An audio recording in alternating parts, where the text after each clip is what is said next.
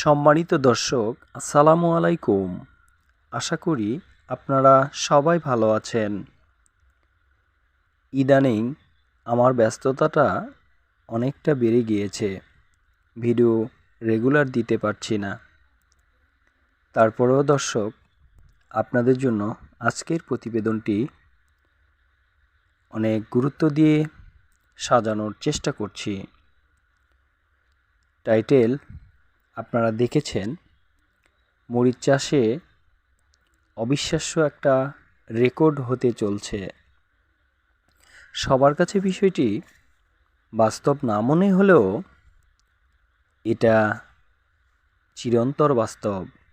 তো দর্শক, চলুন ভিডিওটি বিস্তারিত দেখে নেওয়া যাক। প্রিয় দর্শক, দীর্ঘদিন ধরে মরিচ চাষের উপরে কাজ করে যাচ্ছি। আপনাদেরকে বিভিন্ন তথ্য উপাত্ত ও পরামর্শ দিয়ে সহযোগিতা করছি। তো যাই হোক দর্শক, আমার দীর্ঘদিনের মরিচ চাষের অভিজ্ঞতা থেকে আজকের যে মরিচ ক্ষেতটি আপনাদেরকে দেখাচ্ছি, এটা আমার কাছে একটা অবিশ্বাস্য রেকর্ড মনে হচ্ছে।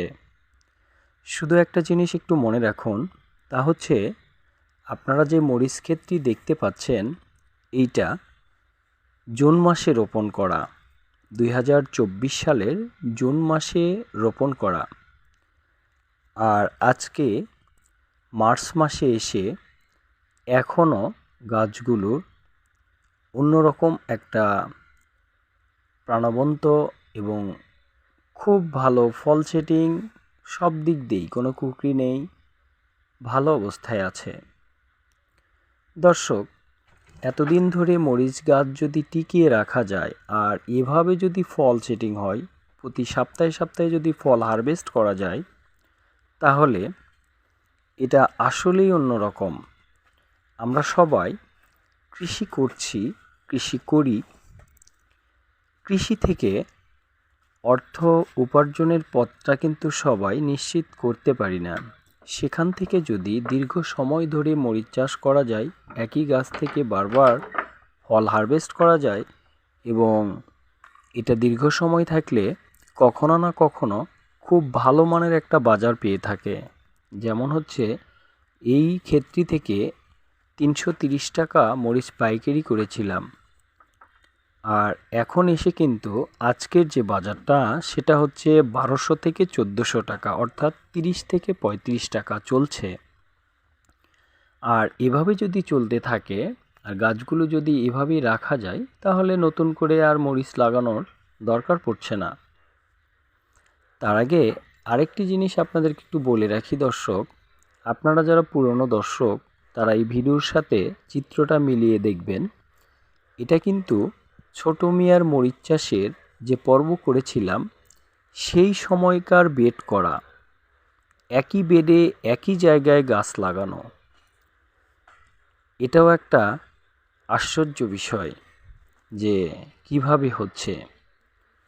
দর্শক, আমরা এই পুরনো বেডেই, মানে একবার মরিচ করে নেওয়ার পরে তখন যে যাত্রী ছিল নাগা ফায়ার, সেখান থেকে গাছগুলো কেটে ফেলে দিয়ে বেডটাকে আমি যথেষ্ট রোদ্রে শুকাইতে পারছিলাম না মাটিগুলোকে, কারণ জুন মাসে বৃষ্টিপাত ছিল আর মরিচের গাছ কেটে ফেলে টাইমিংটা বেশি পাওয়া যায় নাই।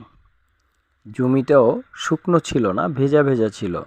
তাই সেই অবস্থায় মালচিংটা উঠিয়ে নিয়ে বেডটাকে ভালো করে আলগা করে নিয়ে মাটিগুলো যতটুকু সম্ভব ছিল, সেখানে আমাদের 2725 নামে একটা প্রোডাক্ট আছে। এটা ব্যবহার করার পরে জমিটাকে আমরা যতটুকু সম্ভব ছিল শোধন করে নিয়েছিলাম বেডটাকে ওইভাবেই।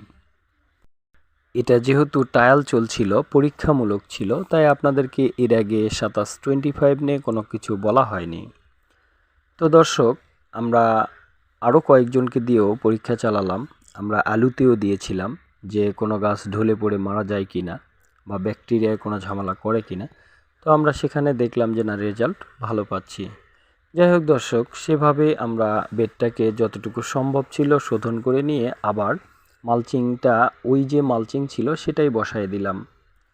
দেওয়ার পরে একই জায়গাতে আবার গাছ রোপণ করলাম। সেখানে শুধুমাত্র জাতটাকে পরিবর্তন করেছি, অর্থাৎ এখন যে জাতটা দেখতে পাচ্ছেন এটা হচ্ছে দর্শক বিজলি প্লাস।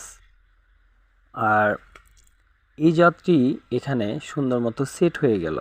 এছাড়া আমরা অন্যান্য জাতগুলোও ট্রায়াল দিয়ে দেখেছি, সেট হচ্ছে এবং গাছ কোনো রকম সমস্যা হয় নাই, কোনো ভাইরাসও ছিল না, মাশাআল্লাহ ভালোই চলছে। এরপরে দর্শক আমাদের এখানে টেকনিক্যালি কিছু জিনিস অ্যাপ্লাই করতে হয়েছে। যেমন হচ্ছে আমরা একটা সঠিক পরিচর্যা গাছগুলোকে করেছি, এখনও করে যাচ্ছি। সেখানে আমরা ভালো মানের স্প্রেগুলো চালিয়ে গিয়েছি যেন কোনোভাবেই গাছ কুকরি না লাগে। আর আপনারা দেখতে পাচ্ছেন এখন বৈরী আবহাওয়া শুরু হয়েছে, তারপরেও মার্শাল্লাহ আমাদের গাছগুলো ঠিক আছে, কোনো ধরনের কুকরি নেই। তারপরে গিয়ে যেটা হচ্ছিল তা হচ্ছে আমরা দেখুন সাইড থেকে মালচিংটা কিন্তু অনেকটাই উঠায় নিয়েছি, মানে ভাঁজ করে উপরের দিকে রেখেছি এবং সাইডের মাটিগুলোকে আলগা করে দিয়ে বারবার আমরা সার ব্যবহার করেছি, নিয়মিত ছত্রাকনাশকগুলো দিয়ে গেছি। তো আজকে যে অবস্থা দেখতে পাচ্ছি আমার নিজেরও অনেক ভালো লাগছে যে আমরা যারা বাণিজ্যিকভাবে চাষাবাদ করতে যাচ্ছি, যারা প্রযুক্তির ব্যবহার করছি এবং যারা দীর্ঘ সময় একটা ফসল থেকে অনেক অর্থ উপার্জন করতে যাচ্ছি, তাদের জন্য এবং আমার নিজের জন্য সত্যি এটা একটা অবিশ্বাস্য রেকর্ড হতে চলছে। কারণ দর্শক এভাবে যদি আমরা একবার চারা লাগিয়ে দীর্ঘ সময় ধরে ফসল হারভেস্ট করতে পারি তাহলে এখান থেকে অনেক টাকা আয় করা সম্ভব হচ্ছে। এখানে খরচ কমে যাচ্ছে, মালচিং একই মালচিং দিয়ে বারবার চাষাবাদ করা যাচ্ছে। এখানে হাল চাষ লাগতেছে না, লেবার কম লাগতেছে, সর্বদিক থেকেই সাশ্রয় পাচ্ছি। সেই ক্ষেত্রে আমাদের অর্থনৈতিকভাবেও ভালো একটা অবস্থা সৃষ্টি করতে পারছি। তো দর্শক এমনভাবেই যদি আপনারা একটা ভালো প্ল্যান করে দীর্ঘ সময়ের জন্য বেড করে সকল বিষয়গুলো মাথায় রেখে জমিটা যদি সেইভাবে আপনারা প্রসেসিং করে চারা লাগান এবং সঠিক পরামর্শ নিয়ে সঠিকভাবে যদি আপনারা চাষাবাদ করেন, সঠিকভাবে স্প্রে করেন, তাহলে আমার মনে হয় আপনারাও পারবেন। আর কৃষিতে এরকম পর্যায়ে কিন্তু অনেক ভালো আয় করা যায়। আর আরেকটি ব্যাপার যেটা লক্ষ্য করছি দর্শক, মরিচের গাছ যত বয়স বেশি হবে তত ফুল ফল বেশি পাওয়া যাচ্ছে।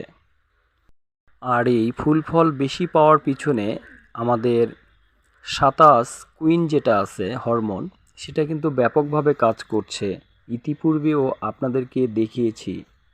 তো দর্শক সব মিলে আল্লাহর রহমতে আমাদের যে প্রোডাক্টগুলো সেট আপ আছে 27 গোল্ড, 27 25, 27 কুইন এবং হচ্ছে 27 মিক্স একটা আছে যেটা কীটনাশকের সেট আপ, এগুলো দিয়ে আমি বারবারই আপনাদেরকে ভালো কিছু দেখিয়ে যাচ্ছি এবং আমার সাথে সাথে আমার যারা দীর্ঘদিনের চাষি তারাও ভালো করে যাচ্ছে।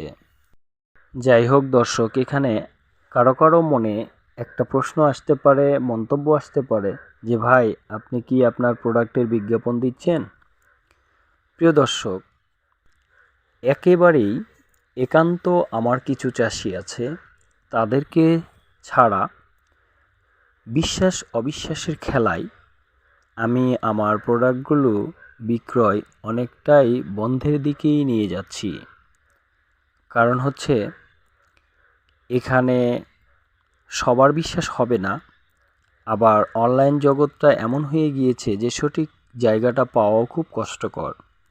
তাই দর্শক ওই রকম মন্তব্য নেবেন না, কারণ আমার কোনো প্রয়োজন নেই এই জিনিসগুলো বিক্রয় করার। কারণ দর্শক এতে অনেক সময়, অনেক অর্থ এবং অনেক শ্রম দিতে হয়, যা অনেকের কাছেই মূল্যহীন। কিন্তু আমি যদি এই সময়টা আমার প্রজেক্টগুলোতে দিয়ে থাকি তাহলে আমি অনেকটা ভালো করতে পারবো। তবে নতুনদের এবং যারা অন্বেষী, যারা কৃষিতে ভালো করতে চান তাদেরকে হতাশ করতে চাই না। আপনারা আমার মতো চাষাবাদ করে ভালো করুন, মরিচ চাষে ভালো করুন। দীর্ঘ সময় গাছ টিকিয়ে রাখার জন্য যেভাবে যা প্রয়োজন আমি হোয়াটসঅ্যাপ এবং ফোনের মাধ্যমে সাপোর্ট দিয়ে যাচ্ছি, সেভাবেই আপনারাও সাপোর্ট নিতে পারবেন। আমি আমার সাধ্যমতো আপনাদেরকে সাপোর্ট দেওয়ার চেষ্টা করব। তথ্য উপাত্ত ও পরামর্শ দিয়ে আপনার ক্ষেতটিকে সফল করার সর্বোচ্চ চেষ্টা থাকবে ইনশাল্লাহ।